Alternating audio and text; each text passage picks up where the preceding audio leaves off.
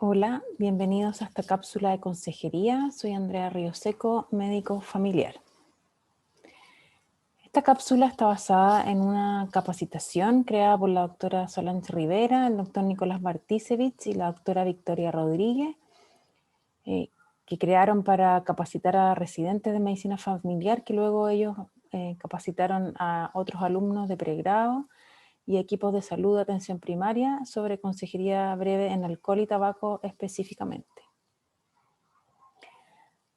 Para comenzar a hablar de consejería, me gustaría que revisáramos esta tabla que es extraída del estudio de carga de enfermedad y carga atribuible de factores de riesgo en Chile en el 2007. Puede ser un poco antiguo, pero no hay nuevos estudios al respecto y estos se han mantenido a lo largo de los años. Y como vemos en este gráfico, el alcohol es por lejos la primera causa o factor de riesgo atribuible, ¿ya? Y esto se mide en AVISA, que son los años perdidos por discapacidad o muerte prematura. Y el alcohol es el primer factor de riesgo de carga de AVISA. Y vemos que en el número 9 está el tabaco, ¿ya? Entonces son dos hábitos que son muy prevalentes y que dependen de hábitos que son potencialmente modificables. También está el sobrepeso y la obesidad, la hipertensión, la glicemia, el consumo de sal, el colesterol, el consumo de verduras y frutas, la actividad sexual insegura o actividad sexual de riesgo, la actividad física y el consumo de drogas, todas estas asociadas a hábitos que son, como dije antes, modificables. Y la forma que nosotros tenemos de ayudar a nuestros pacientes a modificar estos hábitos o factores de riesgo es la consejería. Si vemos en relación al tabaco, la encuesta nacional del 2009-2010 mostró que más del 40% de los chilenos fumaba. Eso bajó a un 33,3% en la encuesta nacional del 2016-2017, pero sigue siendo muy alto.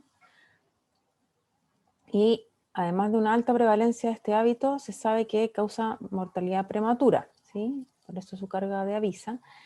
Y se ve que los fumadores son casi 6 años menos que el promedio y los exfumadores esto se mantiene con 2,5 aproximadamente años menos que un no fumador. Y se calcula que en Chile mueren casi 46 personas al día a causa del tabaco.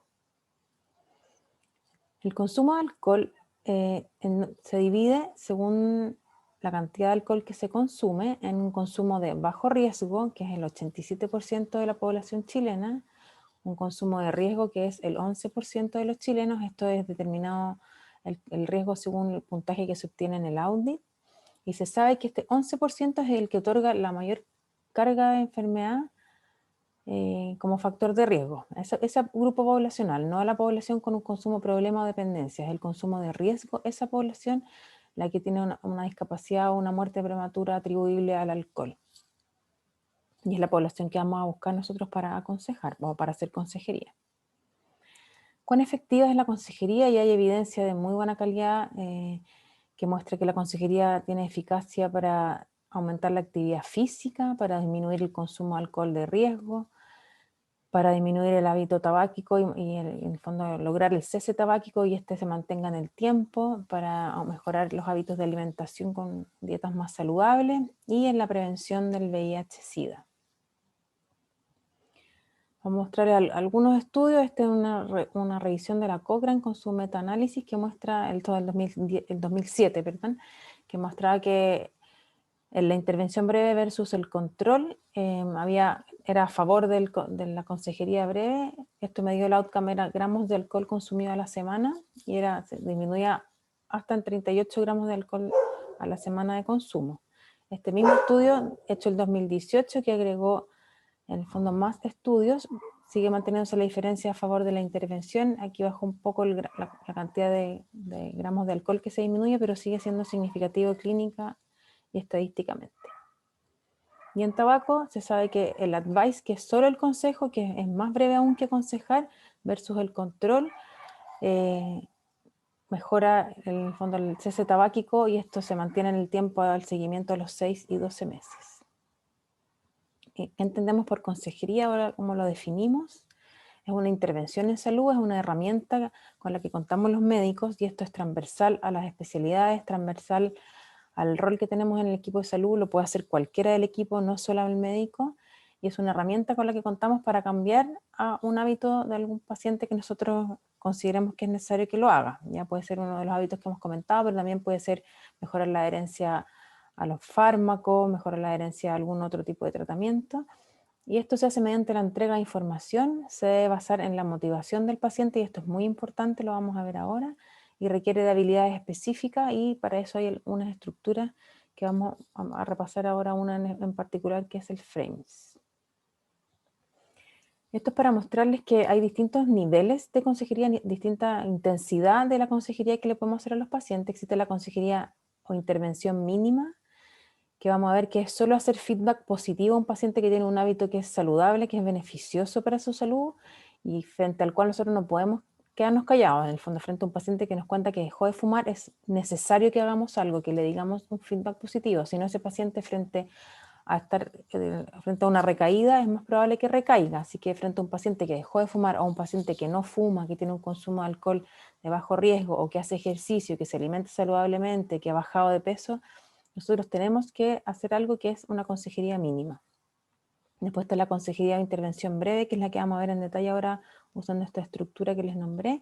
Y por otro lado está la consejería o intervención intensiva, que esto se escapa de lo que vamos a ver ahora, y es solo para que lo sepan. Son intervenciones mucho más complejas que requieren equipos multidisciplinarios, que son más largas en el tiempo, y para eso hay gente que se capacita específicamente, y esto en pacientes con policonsumo o con multimorbilidad, en el fondo pacientes más complejos. La consejería breve en específico es una intervención, como dije, que es corta, que es simple, no debiera durar más de 10 minutos, es individual y personalizada, y es importante que, por mucho que tenemos una estructura que nos da un marco, es importante que nosotros individualicemos esta consejería al paciente que tenemos al frente, y le hablemos a él de sus propios riesgos, y ojalá tomando sus motivaciones, ya que el objetivo es motivar a este paciente a dejar conductas de riesgo para su salud y fomentar hábitos de estilos de vida saludables. ¿Quiénes pueden hacer consejería? Y esto ya lo enuncié, y lo podemos hacer todos los que trabajamos en salud, independiente de la profesión y independiente del nivel en que trabajemos. Esto se ha estudiado más en atención primaria, pero también se sabe que en atención secundaria, nivel secundario, en nivel terciario, en el fondo en cualquier especialidad que ustedes se dediquen, tener esta herramienta para aconsejar a nuestros pacientes a cambiar algún hábito que es perjudicial es de utilidad. Entonces, un personal de salud que está preocupado, motivado y que interviene en forma breve en relación a un cambio de conducta es como debiésemos estar, versus personal que está desmotivado y que entrega un mensaje errático, en el fondo que no dice nada frente a un hábito que puede ser modificable y que en el fondo es necesario que el paciente modifique. Puede entregar como una sensación de que eso no es un problema, y eso es errático, eso es ambiguo. Entonces nosotros, como personal de salud, independiente de nuestra profesión, frente a un paciente que tiene una conducta protectora, hay que hacer consejería mínima, y uno que tiene una conducta que es perjudicial para su salud, hay que hacer intervención breve para intentar ayudarlo a modificar esa conducta. ¿Y quiénes son susceptibles de ser intervenidos? Y también son todos los usuarios, y acá, independiente de la especialidad, como les dije, está demostrado en muchos hábitos, también se puede usar para adherencia, y en el fondo para lo que ustedes crean que pueda ser necesario para sus pacientes, pueden probar usar esta estrategia. Y como les dije, puede ser intervenido el paciente, también puede ser intervenido el acompañante. Por ejemplo, si atienden niños y el papá fuma y el niño es asmático, tiene un SBO, uno puede usar consejería para ayudar a ese papá a que deje el tabaco, pensando en que eso beneficiaría a su hijo. Es un ejemplo de cómo uno podría aconsejar también al acompañante de un paciente. ¿Qué barreras se han descrito en la literatura de los equipos de salud para hacer consejería? Que toma mucho tiempo, y les dije que son máximo 10 minutos. No hay confianza en la capacidad de hacerlo, para eso está capacitación. Que es inefectivo, el 38% creía. Yo les mostré que es efectivo para muchas cosas, se ha demostrado para muchos hábitos o factores de riesgo que es efectivo. Se tuvo una experiencia desagradable, y se tiene que ver con tener como una estrategia como poco estudiada, poco practicada. Y esto, sentir que uno invade la intimidad, que no es tarea de nosotros, o que no es apropiado, también tiene que ver con cómo uno lo hace, cuán capacitado está y cuánta confianza tiene de hacerlo bien.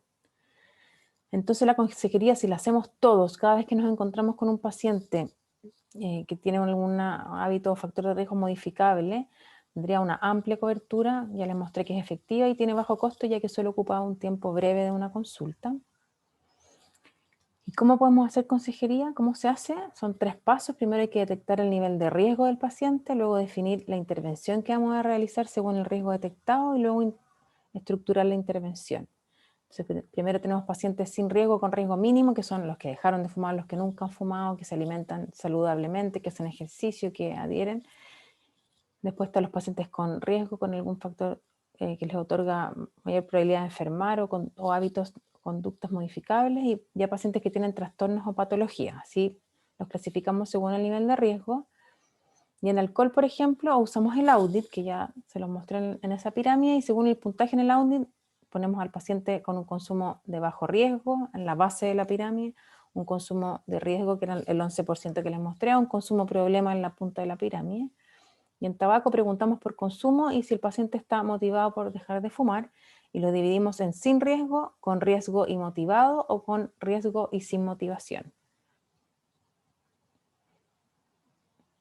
Para hacer el audit, esto lo tienen que practicar, pero es muy importante entender el concepto de trago, que son, en el fondo, un trago equivale a 14 gramos de alcohol, y está esta tablita con la que uno debiese hacer el audit para orientar a los pacientes cuando estamos hablando de cuántos tragos bebe a la semana, etcétera. Tener claro a qué nos referimos cuando nos referimos a trago. Y este es el audit que uno va completando con el paciente, mostrándole las preguntas, ojalá, y ahí, como les dije, es muy importante tener bien el concepto de trago. Entonces tenemos a los pacientes sin riesgo, bajo riesgo, que hacemos una intervención mínima, que en el caso del alcohol, si un paciente que nos da un puntaje con un consumo de bajo riesgo, uno debería decirle la cantidad de alcohol que usted toma no le trae problemas a su salud, trate de no consumir más que eso. En un paciente que no fuma, en el fondo hacer feedback positivo porque no fuma, y etcétera, con el resto de las conductas que son protectoras. Pacientes de riesgo, hacer intervención breve, y ya cuando hay un consumo problema, un trastorno, una patología, ahí hay que derivar a tratamiento a estas intervenciones o consejerías más intensivas. Y aquí está la salvedad con el tabaco, que los pacientes que fuman, pero que uno ve que no están motivados, uno debiese hacer una intervención mínima, que es decirle algo como, ok, yo entiendo que para usted ahora esto no es un problema, no es algo que usted esté considerando cambiar, pero si en algún momento cambia de idea, aquí podemos ayudarlo. En el fondo, dejar la puerta abierta, pero no insistir más en un paciente que uno ve que está precontemplativo, sin motivación por dejar de fumar, porque se ha visto que esos pacientes generan más resistencia, sienten que los están retando, y lo que hacen es no volver donde ese médico, no volver donde ese profesional de la salud, y en el fondo cerrarse a la opción. Y si uno simplemente le dice, sin enjuiciarlo, que entiende que por ahora no es un problema y que más adelante, si lo es, puede consultar, se hable más opciones de que ese paciente en algún otro minuto consulte por este tema.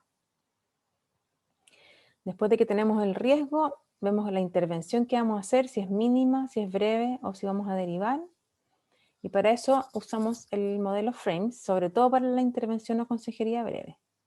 Para la mínima, aquí vamos a ver un ejemplo, que es la entrega puntual de información o feedback al paciente, no buscando que cambie la conducta, sino que la mantenga. Por ejemplo, un paciente que nos dice, yo ya no fumo, mi último cigarro fue hace 3 años. Hay que decir algo, ya dije que no decir nada es contraproducente, es errático. Y una cosa que uno podría decirle es, haber dejado de fumar es una de las acciones que más beneficio tiene para su salud. Y una mujer no embarazada de 35 años que se toma una copa de vino al almuerzo sábado y domingo con un audit de 3, que está con un consumo de bajo riesgo, uno podría decirle su consumo, su nivel de consumo actual está dentro de los rangos de bajo riesgo, no consumo más que eso. En el fondo, con eso no corre riesgo, no aumenta las probabilidades de enfermedad a largo plazo, etc. En la intervención breve, en pacientes con riesgo, y en tabaco, pacientes con riesgo y motivados, lo que uno quiere es, en una conversación estructurada de no más de 10 minutos, hablar sobre una conducta específica para informarle sobre los riesgos y apoyar al paciente en el cambio conductual. Y este es el acrónimo de FRAMES, que es F de feedback, R de responsabilidad, A de aconsejar, M de menú de opciones, E de empatía y S de self-efficacy, que es autoeficacia. Vamos a ver ejemplo, un hombre de 25 años con un audit de 13 que se lo pone en un consumo de riesgo. Uno podría decirle su consumo de alcohol es riesgoso, y en esta parte viene lo que es personalizado, individualizado, y aquí depende mucho del motivo de consulta. Si es un paciente que viene preocupado de su hígado, uno podría usar esta frase, su hígado y su salud podrían deteriorarse en el tiempo. Si un paciente que tiene antecedentes de diabetes, que viene preocupado por el riesgo de tener algún cáncer, etcétera, uno podría usar esas preocupaciones, esos motivos de consulta, esas motivaciones, como dije, y decirle que su consumo de alcohol es riesgoso, usted está preocupado de tener diabetes porque su familia es antecedente, este nivel de consumo en el largo plazo, siempre hablar del largo plazo, puede aumentar la probabilidad de que usted sea diabético, o puede aumentar la probabilidad de que usted tenga cáncer, ya tiene el antecedente familiar, esto suma riesgo, hablar en el largo plazo y que le aumenta el riesgo, ¿ya? Eso es muy importante. Y otra cosa muy importante es terminar siempre con una pregunta abierta, como ¿qué opina usted? ¿Qué le parece esto? Había escuchado antes hablar de este tema, para que uno pueda en el fondo recabar información acerca de qué le pasa al paciente con esta información. En general el consumo de alcohol en Chile está súper normalizado, entonces lo que pasa es que los pacientes dicen, pero ¿cómo? Yo no bebo tanto, mis pares beben más. Y ahí es importante en el fondo informar acerca de que los estudios demuestran que con este nivel de consumo a largo plazo aumenta el riesgo de, y ahí dependiendo del paciente. Así que yo le aconsejo, o sea, lo que viene después a aconsejar disminuir en relación a esto. Una mujer que fuma, usted me cuenta que se fuma un cigarro al día, el humo de tabaco es dañino y está demostrado que en el largo plazo, de nuevo, puede producir cáncer, aquí de nuevo personalizar, enfermedad del corazón, aún en personas que usan la cantidad que usted está usando. Y la pregunta abierta, ¿qué opina usted sobre esto? La R de responsabilidades, después de escuchar al paciente, en el fondo, ¿qué le parece? ¿Qué opina? Decirle, ok, disminuir la cantidad de alcohol que usted está tomando es una decisión que solo usted puede tomar. Ahora, un paciente fumador, usted es el que decidirá si dejar de fumar o no. ¿Ya? Aquí hay una frase corta en que uno le devuelve la responsabilidad al paciente y luego de eso viene el consejo, que tiene que ser firme y claro. Por ejemplo, le aconsejo fuertemente que deje de fumar, será de gran beneficio para su salud. Y en el hombre con audit de 13, por su salud, yo le recomiendo fuertemente que disminuya el consumo a un rango de bajo riesgo o deje de consumir alcohol. Entonces la R y la A son frases cortas y al fondo uno responsabiliza al paciente, le entrega a él la motivación de hacerlo y lo aconseja a uno como desde el punto de vista de su salud. Para el menú de opciones yo le aconsejo aquí partir con una pregunta abierta, que es preguntarle a usted qué se le ocurre que podría hacer, y ahí tomar algunas ideas que tenga el paciente, y después darle uno algunas otras ideas. Por ejemplo, puede empezar a contar trago y ir disminuyendo.